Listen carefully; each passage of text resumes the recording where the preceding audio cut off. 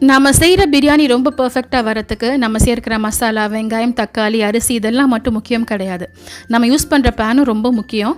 பிரியாணி பண்ணுற பாத்திரம் எப்போவுமே ஹைட்டு கொஞ்சம் கம்மியாக இருக்கணும், அதே சமயம் நல்ல அகலமாகவும் இருக்கணும். ஸோ இந்த மாதிரி பிரியாணி பாட் வாங்கணும்னு ரொம்ப நாளாக நான் சர்ச் பண்ணிக்கிட்டே இருந்தேன். ஸோ ரொம்ப நாளாக பார்த்து இந்த பிரியாணி பாட் வாங்கலாமா வேணாமான்னு யோசித்து நிறைய ரிவ்யூஸ் எல்லாம் பார்த்து இப்போ ரீசெண்டாக பர்க்னரில் வரக்கூடிய இந்த ட்ரைப்ளை பிரியாணி பாட் வந்து வாங்கியிருந்தேன்.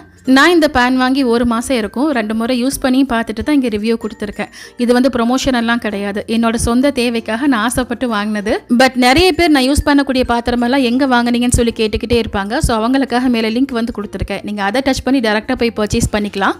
இந்த பிராண்டில் பிரியாணி பாட் வந்து மொத்தம் 3 சைஸ் இருக்குது. 24 சென்டிமீட்டர், 28 சென்டிமீட்டர், 32 சென்டிமீட்டர். நான் வாங்கினது 28 சென்டிமீட்டர் தான். இது வந்து 6.4 லிட்டர்ஸ் வந்து வரும். என்கிட்ட நான் ஐக்கியாவில் வாங்கின ஸ்டீல் பேன் இருக்க தான் செய்யுது. பட் அது வந்து அகலமாக இருக்காது, கொஞ்சம் ஹைட்டாக இருக்கும். ஸோ எப்படியும் பிரியாணியை கிளறும் போது அடியில் வந்து கொஞ்சம் நொறுங்க தான் செய்யும்.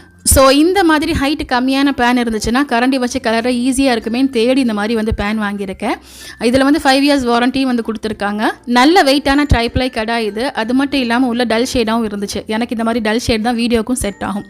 நான் வீடியோ எடுக்கும்போது என்னோடய ஃபேஸ் எல்லாம் பளிச்சுன்னு தெரியாமல் இருக்கும்.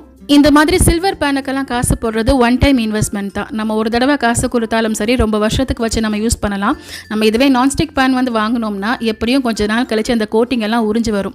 அதுக்கு பிறகு நம்ம அதை வந்து யூஸ் பண்ணவும் முடியாது. நான் சிங்கப்பூரில் இப்படி தான் ஒரு பிரியாணி கடாய் வந்து வாங்கியிருந்தேன். அது 6 மாதத்துலேயே அந்த கோட்டிங் எல்லாம் உறிஞ்சு போச்சு. ஸோ அதுக்கு பிறகு நான் வந்து நான்ஸ்டிக் பேன் வாங்குறதே கிடையாது. இருந்தாலும் நான் ஸ்டில் யூஸ் பண்ணிட்டு தான் இருக்கேன் ஒரு சில நான்ஸ்டிக் பேனெல்லாம். அதெல்லாம் எப்போவே வாங்கினது. இப்போ நான் ரீசெண்டாக எதுவும் வாங்குறது இல்லை. இந்த மாதிரி ட்ரைப்ளை கடாயெல்லாம் வாங்கும்போது ரொம்ப வெயிட்டாக இருக்குமோன்னு தான் யோசிப்பேன். ஸோ வெயிட் போட்டு பார்த்தேன். பேன் வந்து 1 கிலோ 900 கிராம் வந்து இருக்குது. மூடி வந்து 400 கிராம் வந்து இருக்குது. ஸோ ரொம்ப வெயிட் எல்லாம் இல்லை, ஈஸியாக வந்து ஹேண்டில் பண்ணலாம். இப்போ இந்த பிரியாணி பாட் எல்லாமே ஆஃபரில் தான் இருக்குது. நானுமே வந்து ஆஃபர் ப்ரைஸில் தான் வாங்கினேன். நான் இது வாங்கும்போது 3400 ரூபா வந்து இருந்துச்சு. இதோட ஒரிஜினல் ரேட் வந்து 5400 ரூபா. ஸோ நான் லிங்க் வந்து கொடுத்துருக்கேன். நீங்கள் வேணுங்கிறவங்க செக் பண்ணி பார்த்து பர்ச்சேஸ் பண்ணிக்கலாம். நான் வாங்கியிருக்க இந்த 28 சென்டிமீட்டர் பேனில் தாராளமாக 1 கிலோ அரிசி 1 கிலோ கறி போட்டு பிரியாணி பண்ணலாம். ஸோ பெரிய ஃபேமிலிக்கு வந்து இந்த சைஸ் வந்து சரியாக இருக்கும். கொஞ்சம் சின்ன ஃபேமிலியாக இருந்துச்சுன்னா நீங்கள் 24 சென்டிமீட்டர் பேன் வந்து வாங்கிக்கலாம். இல்லை அதுக்கும் மேலே பெரிய சைஸ் வேணும்னா நீங்கள் 32 சென்டிமீட்டர் வந்து வாங்கிக்கலாம். அது வந்து 8.4 லிட்டர்ஸ் வந்து பிடிக்கும். ஸோ நிறைய பிரியாணி சூப்பராக பண்ணிக்கலாம்.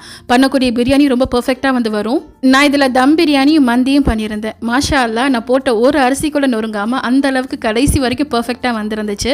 ரொம்ப முக்கியமாக நான் இதுக்கு கீழே தவா கூட வைக்கல, அடிப்பிடிக்கவும் செய்யாது. இந்த ட்ரைப்ளை கடாய் நல்ல வெயிட்டாக இருக்கும். ஸோ அடிப்பிடிக்கிற பயமெல்லாம் உங்களுக்கு தேவையே இல்லை.